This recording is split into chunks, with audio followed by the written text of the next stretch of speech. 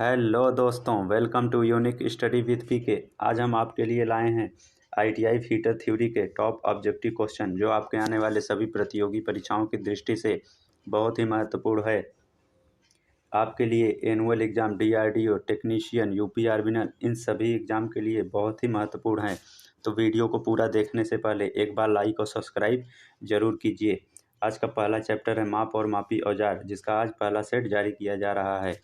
तो आइए देखते हैं आज की वीडियो का पहला क्वेश्चन क्या होने वाला है। पहला क्वेश्चन है स्टील रूल का अल्पतमांक कितना होता है। तो इसका आंसर आप कमेंट बॉक्स में दे सकते हैं। तो बताइए स्टील रूल का अल्पतमांक कितना होता है। तो इसका आंसर होता है option number B is the correct answer. Steel rule का अल्पतमांक कितना होता है 0.01। जो सूक्ष्म मापी यंत्र होते हैं हमारे, कौन से यंत्र होते हैं, सूक्ष्म मापी यंत्र होते हैं, उनका जो अल्पतमांक होता है ये जो सी ऑप्शन में है 0.01 इतना होता है। ठीक है, आइए अगला क्वेश्चन है स्टील रूल किस प्रकार का औजार है।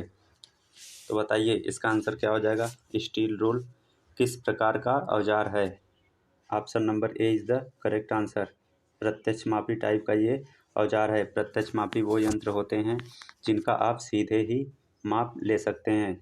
स्टील रूल किसका बना होता है ये भी क्वेश्चन पूछ लिया जाता है। तो स्टील रूल किसका बना होता है, ये कार्बन स्टील के बने होते हैं। ठीक है, आइए देखते हैं अगला क्वेश्चन क्या है।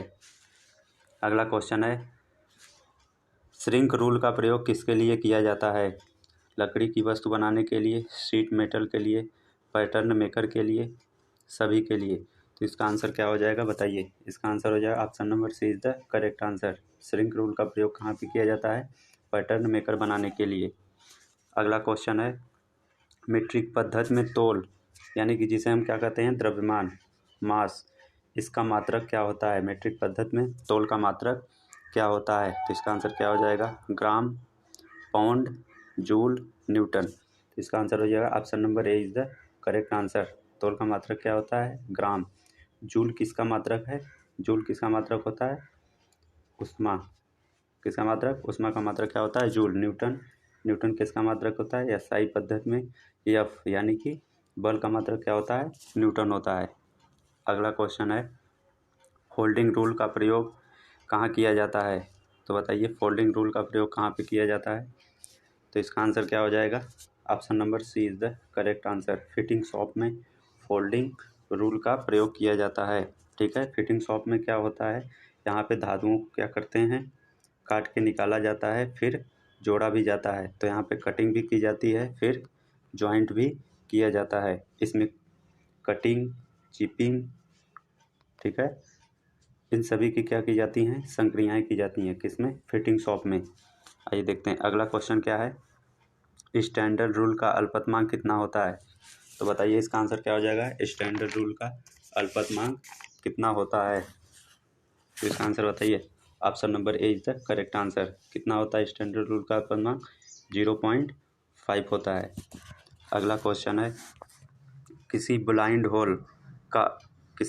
होल अंधा सुराख की ब्लाइंड होल, ठीक है, किसी ब्लाइंड होल जिसे हम क्या कहते हैं अंधा सुराख की गहराई को चेक करने के लिए किसका प्रयोग किया जाता है।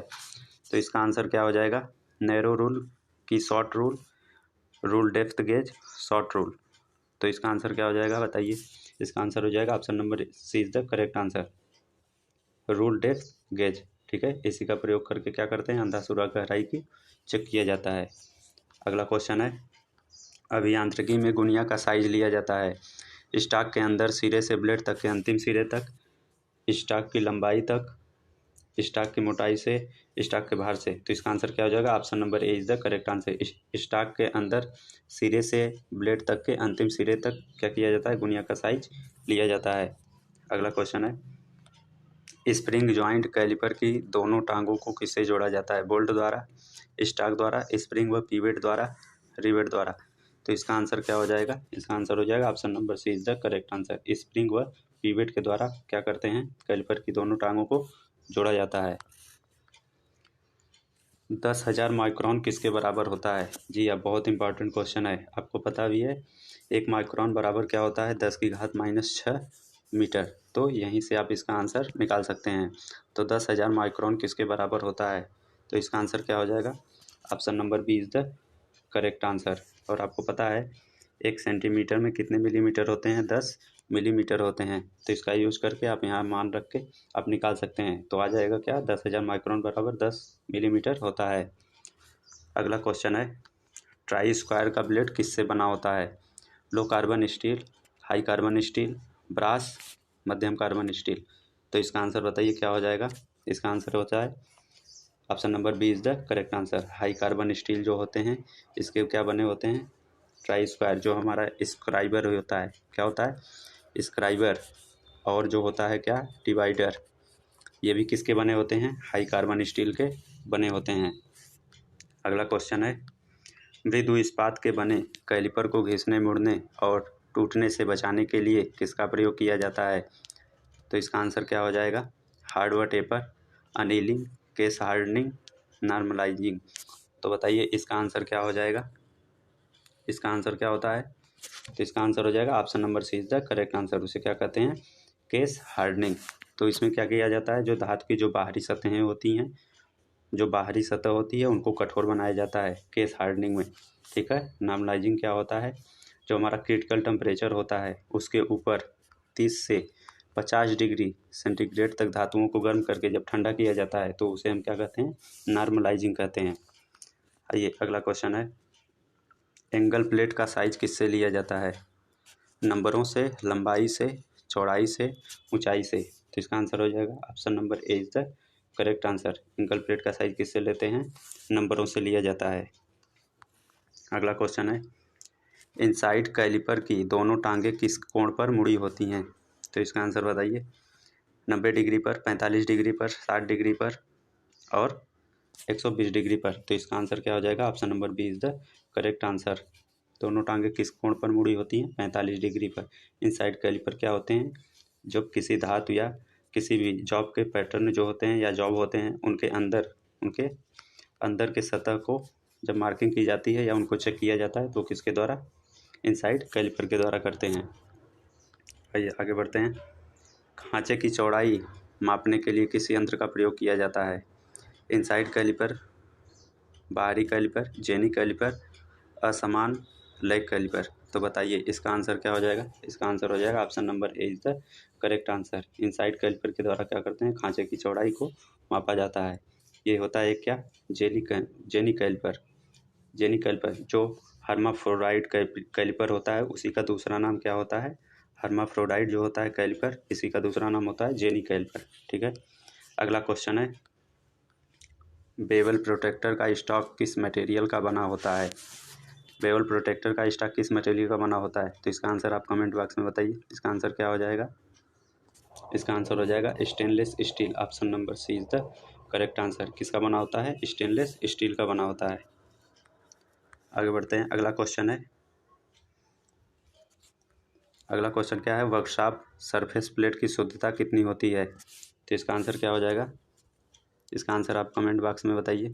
इसका आंसर क्या होता है? Option number B is the correct answer. 0.025। Workshop surface plate की शुद्धता कितनी होती है? 0.025 होती है। अगला क्वेश्चन है, वर्कशॉप सरफेस प्लेट की शुद्धता कितनी होती है? अभी वही क्वेश्चन दोबारा आ गया तो इसका आंसर क्या हो जाएगा? Option number B is the correct answer. अगला क्वेश्चन है, पंच का साइज किससे लिया जाता है? तो इसका आंसर बताइए। व्यास और चौड़ाई से, ऊंचाई से, व्यास और लंबाई से, गहराई से। तो इसका आंसर क्या हो जाएगा? ऑप्शन नंबर क्या हो जाएगा? A, sorry, option number B is the correct answer. व्यास और लंबाई से लिया जाता है।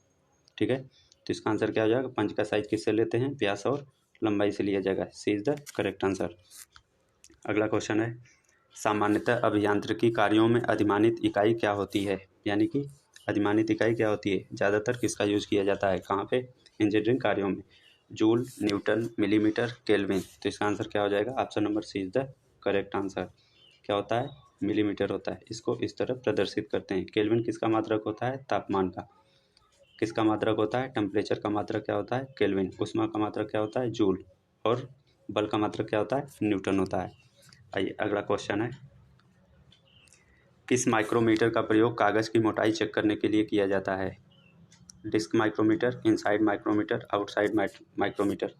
तो इसका आंसर क्या हो जाएगा? इसका आंसर हो जाएगा option number A is the correct answer.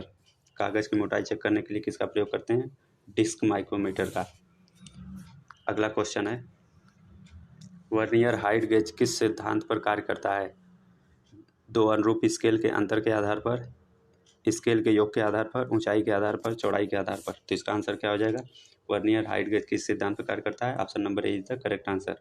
दो अनुरूप स्केल के अंतर के आधार पर वर्नियर हाइट गेज कार्य करता है। अगला क्वेश्चन है, पंच किस मटेरियल के बने होते हैं? वेरी मोस्ट इंपॉर्टेंट क्वेश्चन है। पंच किस मटेरियल के बने होते हैं? पंच का उपयोग क्या करते हैं? छिद्र बनाने के लिए किया जाता है और मार्किंग के लिए भी किया जाता है। तो ये किसके बने होते हैं? तो इसका आंसर आप बताइए कमेंट बॉक्स में। पंच किस प्रकार के मटेरियल बने होते हैं? इनका नाम क्या होता है? High carbon steel. Option number C is the correct answer, high carbon steel. एक होता है हाई स्पीड स्टील, इसके द्वारा बनाया जाता है जो हमारे कटिंग टूल होते हैं। क्या होते हैं? कटिंग टूल जो होते हैं ये हाई स्पीड स्टील के बनाए जाते हैं। अगला क्वेश्चन है, यल स्क्वायर के स्टॉक की लंबाई ब्लेड की तुलना में कितनी होती है? तो इसका आंसर बताइए। आधी, बराबर होती है, दुगनी, चौगुनी या कितनी होती है? तो इसका आंसर क्या हो जाएगा? स्टॉक की लंबाई ब्लेड की तुलना में क्या होती है? Option number B is the correct answer. कितनी होती है? बराबर होती है। अगला क्वेश्चन है, अनियमित आकार के जॉब का साइज चेक करने के लिए किस रूल का प्रयोग किया जाता है? Hand rule, solid rule, flexible rule, इनमें से सभी। तो इसका आंसर क्या हो जाएगा? Option number C is the correct answer. अनियमित आकार के जॉब का साइज चेक करने के लिए हम किसका प्रयोग करते हैं? फ्लेक्सिबल रूल का प्रयोग करते हैं। यह एक तरह का एडजस्टेबल, कैसा होता है? एडजस्टेबल रूल होता है। इसी की सहायता से हम किसी भी साइज़ को चेक कर सकते हैं। ठीक है, तो आज की वीडियो कैसा लगा आप कमेंट बॉक्स में बता सकते हैं और वीडियो को एक बार लाइक, शेयर और सब्सक्राइब जरूर कीजिए। धन्यवाद।